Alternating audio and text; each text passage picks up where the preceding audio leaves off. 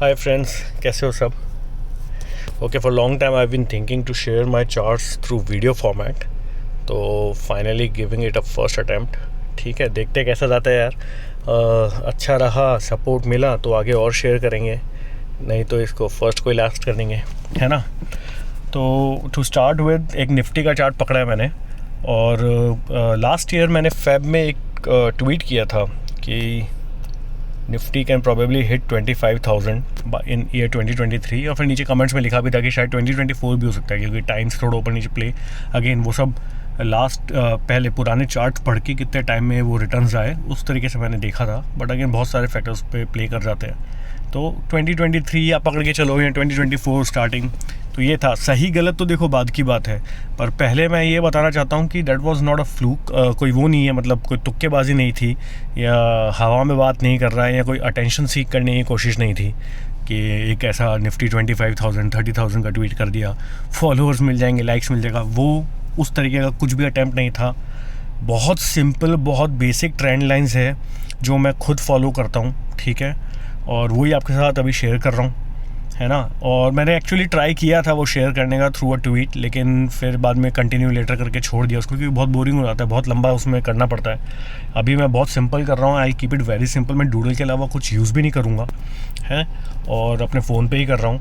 तो वहीं से एक बार चालू करूँगा. देखो, ये देखो, ये ट्वीट के बाद में ना मैंने कभी क्या था, फेब 6 को, नहीं ये तो आज की डेट है, पर लास्ट ईयर फेब को किया था. ओके, ये वाला एक मैंने फिर बाद में ट्राई किया था अटैम्प्ट, लाइक यू नो. तो जहाँ पे 2000 का टॉप और 2004 का टॉप जो है, उस लाइन को अगर हम ज्वाइन कर देते हैं तो हमको 2008 का जो क्रैश था उसका सपोर्ट मिल गया, ठीक है. और ये हमको तब नहीं पता था, अब पता है.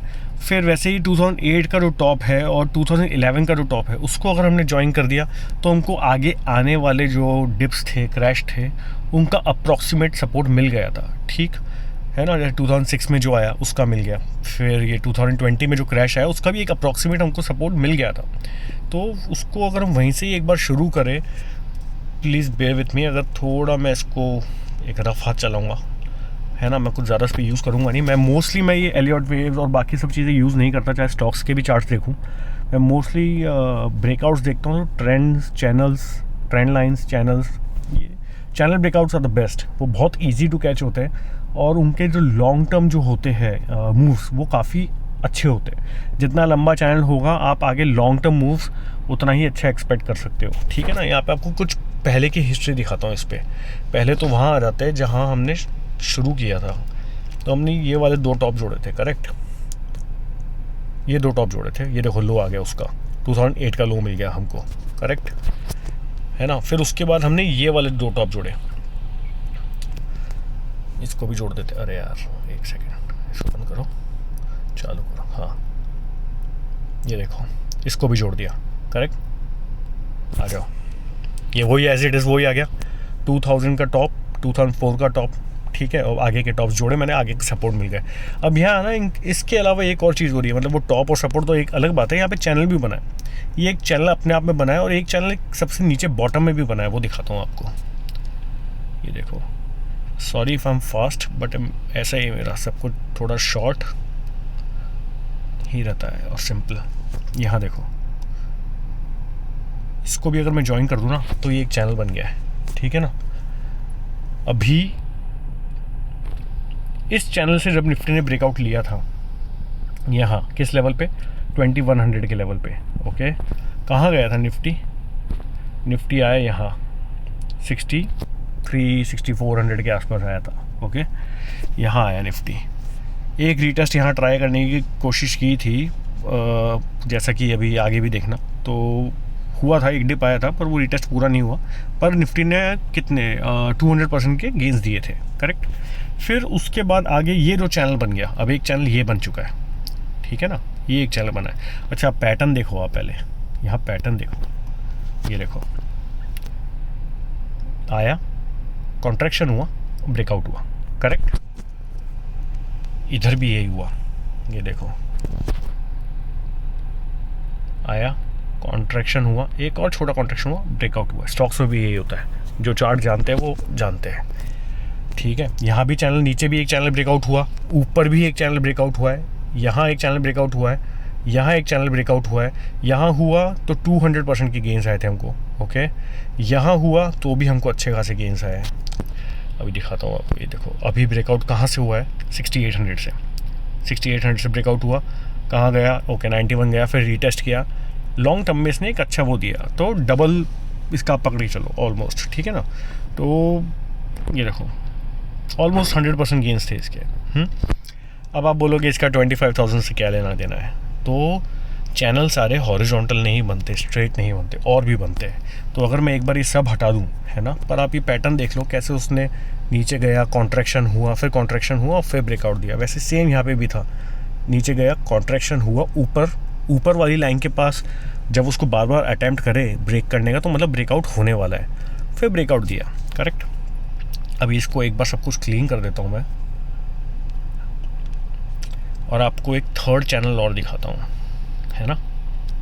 आजा एक सेकेंड यार, ओके, गाड़ी में बैठ के बना रहा हूँ वीडियो।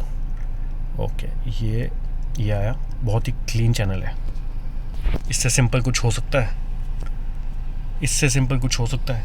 ये चैनल है एक, ठीक है, 2008 के टॉप से लेके 2020 तक का डिप, ये एक चैनल है। ओके, यहाँ भी वही हुआ। आप अगर पैटर्न देखोगे ना, तो ये देखो आया, ऊपर गया, फिर ऊपर गया, फिर देखो हुआ, लेकिन कोविड आ गया। तो वो एक अनएक्सपेक्टेड सिनेरियो था, तो इसलिए राइट या रॉन्ग हम कभी भी कुछ नहीं बोल सकते। कल को अभी यूक्रेन और रशिया का चल रहा है, वहाँ वॉर हो जाए, यूएस कुछ कर दे, पीओके में कुछ हो जाए, वो हमारे हाथ में नहीं है। हमारा हाथ में है जो हिस्ट्री में हुआ है चार्ट्स पे, उसको स्टडी करके आगे का हल्का फुल्का प्रेडिक्ट करने का। यहाँ मैं डेरिवेटिव्स करता नहीं हूँ, एफएनओ करता नहीं हूँ, तो यहाँ मेरा लॉस या प्रॉफिट कुछ भी नहीं है। मज़ा आता है मेरे को चार्ट्स करने में। हाँ, जहाँ स्टॉक्स होते हैं डायरेक्ट कैश में जहाँ पोजीशन लेता हूँ, वहाँ एक रिस्क रिवॉर्ड की बात हो जाती है, लेकिन उसके बारे में बाद में बात करते हैं। अभी देखो आप, पहले किस तरीके से अपर लाइन के पास में कॉन्टैक्ट करने लगा, फिर उसने ब्रेकआउट का अटैम्प्ट करता, लेकिन वो कोविड वाली सिचुएशन आ गई, वो हमारे हाथ में थी नहीं। एनीवेज, फिर फाइनली हुआ क्या, फाइनली जो ब्रेकआउट हुआ, नीचे गया।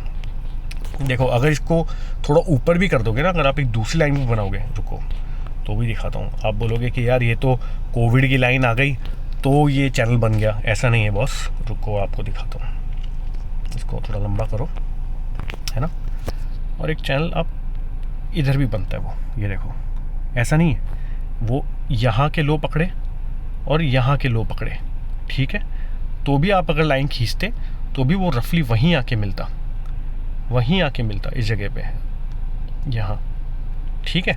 अभी इसको एक बार सब अंडू कर देते हैं, कचरा हो जाएगा काफ़ी सारा। हाँ, और इसको अब जूम आउट करते, चलो हटा देते सारी, अभी एक बार क्लीन कर देते एक बार ड्राइंग वापस पूरी, है ना। तो यहाँ पे एक चैनल हुआ और उसका ब्रेकआउट आपके सामने हुआ है,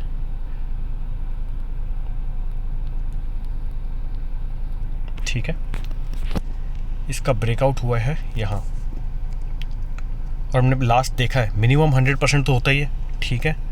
ये देखो यहाँ हुआ इसका ब्रेकआउट, छोटा मोटा एक रीटेस्ट हुआ फरवरी के पास, जब इसने कंफर्मेशन दिया तभी मैंने ट्वीट किया कि ये 25,000 जाएगा। क्यों? क्योंकि यहाँ पे ये अभी है 13,800, आप 14,000 मानो, चलो 13,500 मानो, वहाँ से डबल करो 100, तो इसका आपका कितना आता है 27,000। फिर भी मैंने कंजर्वेटिव होके 25,000 बोला है, ठीक है ना। कोई फ्लूक नहीं था, कोई तुक्केबाजी नहीं थी, क्योंकि कोई नीचे आके लिख रहा था कि 6,500 आएगा, 10,000 आएगा, तो मैं यही बता रहा था हो सकता है आ जाए। देखो ये हो सकता है कि एक बार निफ्टी यहाँ पे इसको, इस अपर लाइन को एक बार रीटेस्ट करे, इस साल करे या नेक्स्ट ईयर के वो जब फॉर्मेशन बनेगी दूसरे इंडिकेटर के थ्रू, तो थोड़ा बहुत आइडिया मिल भी जाएगा शायद। तब कब करेगा, पकड़ में आ जाए तो ठीक है, फ़ायदा हो जाता है, नहीं पकड़ में आता तो बाद में पता लगता है कि ऐसा हुआ था। लेकिन हो सकता है कि इसको टेस्ट करे, है ना, लेकिन जाएगा 2020, क्योंकि रिबाउंड भी बहुत स्ट्रांग होते हैं। और दूसरी चीज़ मैंने आपको स्टार्टिंग में बताई कि ये चैनल बहुत लंबा है, ठीक है, ये चैनल बहुत लंबा है। अब आगे जाके होगा क्या, आगे जाके ऐसा होगा कि अब ऊपर भी एक चैनल कहीं ना कहीं बनेगा। ये पहले, अब ये जो लाइन है ना, ये एक बेस लाइन बन जाएगी और एक चैनल यहाँ कहीं बनेगा इस जगह पे। आप देखोगे आगे जाके यही होगा, ये वीडियो यही है। हो सका तो शायद मैं इसको यूट्यूब पे भी डाल दूंगा, तो उसका लिंक डालूंगा ट्विटर पे।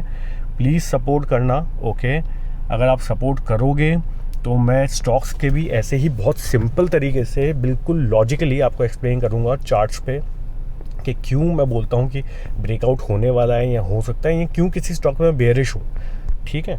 तो एक चैनल पक्का आगे जाके बनेगा, फिर आगे जाके उसका ब्रेकआउट होगा।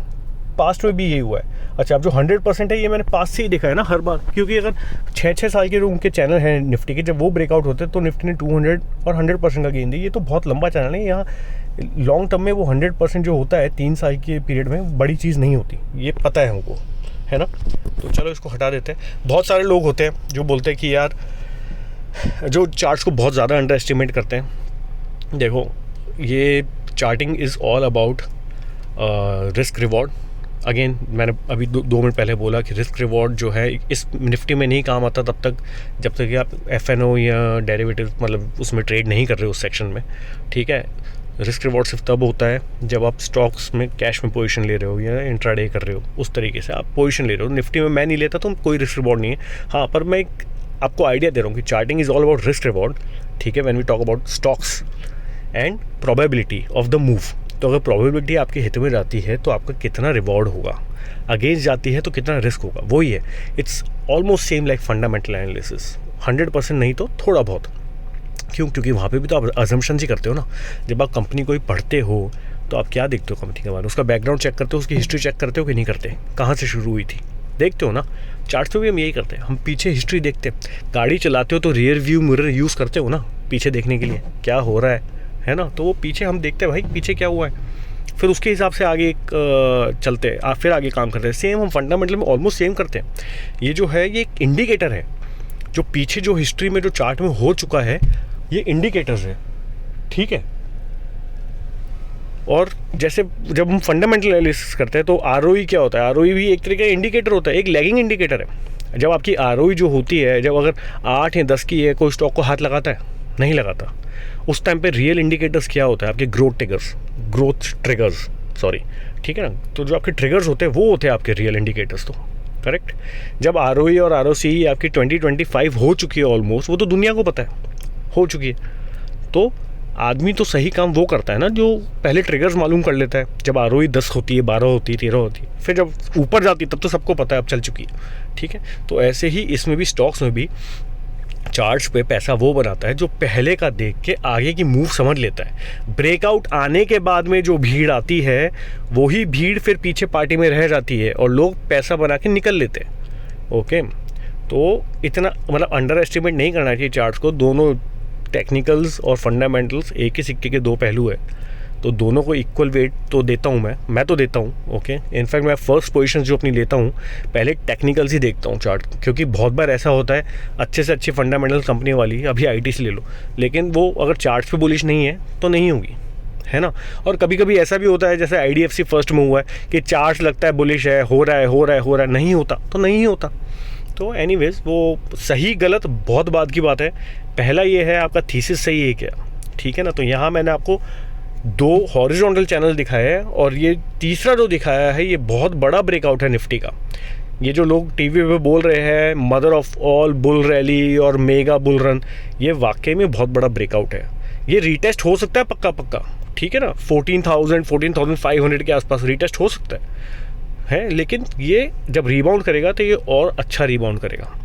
चलो इसको वीडियो को यहीं पे शॉर्ट रखते हैं, इसको यहीं बंद करता हूँ। ट्विटर पे मैंने ट्राई किया था एक्सप्लेन करने का, बट अभी मेरे को यहाँ ज़्यादा अच्छा लगा एक्सप्लेन करके।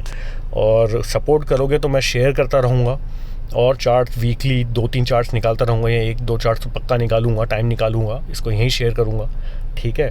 And one thing for sure कि अगर आप रेगुलरली इसको फॉलो करोगे, जैसे आज मैंने ट्रेंड लाइन दिखाया, कल को आपको RSI की कुछ ट्रिक्स दिखाऊंगा, कुछ ऐसी ऑब्जर्वेशंस आपको दिखाऊंगा जो आपको 10-10 हज़ार 15-15 हज़ार रुपये भी अगर आपने किसी पेड सब उस पर दिया है सेमिनार पे, तो वहाँ भी आपको सीखने को नहीं मिली होगी, आई एम श्योर।